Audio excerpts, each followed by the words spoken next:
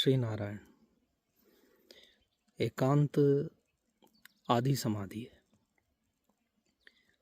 एकांत में जाना ये अपने आप की परीक्षा है, अपने मन की परीक्षा है कि बाहर तो बातें बहुत करता है मन, ईश्वर की, ईश्वर भक्ति की, ईश्वर के संग रहने की, ईश्वर के सानिध्य की, लेकिन एकांतिक भजन होता है कि नहीं? क्योंकि एकांत उसे कहते हैं जहाँ पर एक में सबका अंत हो जाए, माना एक परमात्मा में।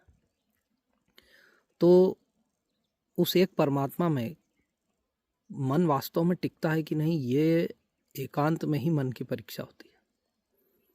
इसलिए एकांत को बहुत अनिवार्य कहा है। एकांतिक भक्त भगवान के साथ एकत्व स्थापित करते हैं। इसलिए एकांत में वास करके बड़े बड़े संत, महापुरुष, ऋषि मुनि वे परमात्मा के सानिध्य में अपने मन को जोड़कर रखा करते थे। एकांत महाशक्ति है, कोई जानने वाला जान सकता है। एकांत के सुख की बराबरी संसार की किसी वस्तु से नहीं हो सकती। एकांत किसके लिए वरदान है? जो साधनशील है, माना जो वितराग मुनि है, उसको एकांत का दिन बहुत छोटा पड़ता है, क्योंकि एकांत में साधनशील के पास समय कहाँ? भजन से, जप से, चिंतन से, अभ्यास से उसको तृप्ति नहीं होती है। और एकांत का वास्तविक आनंद वही ले सकता है जिसकी साधन में बहुत रुचि हो। भक्ति, ज्ञान और योग, तीन साधन एकांत से परिपुष्ट हो जाते हैं।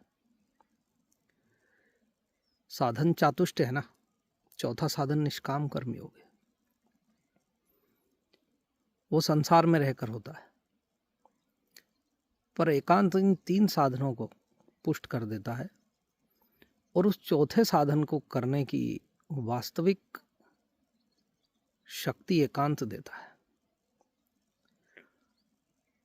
निष्काम कर्म योग ये चौथा साधन है। कैसे होगा? एकांत में रहने वाला जानता है कि संसार में सत्य क्या है। इसलिए वो जब संसार में कर्म करने जाएगा तो वो सिद्धयः सिद्धयो समो भूत्वा समत्व योगम उच्यते। वो सम रह करके, योगः कर्मसु कौशलम, इस सूत्र को लेकर के कर्म कर लेगा। तो बहुत भगवत कृपा हो, जब हरि गुरु की कृपा हो तो हमें एकांतिक भक्ति प्राप्त होती है। हम बाल्यकाल से एकांतवास कर रहे हैं। लगभग ऐसा कोई वर्ष नहीं जाता कि एकांत में कहीं बन ना रहे।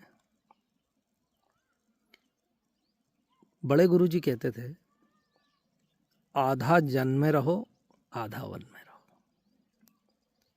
ध्यान दीजिए, महापुरुषों के वचन अमृत के समान होते हैं, अमूल्य होते हैं, और उनके अंदर इतना तत्व और ज्ञान छुपा होता है जिसकी हम कल्पना नहीं कर सकते।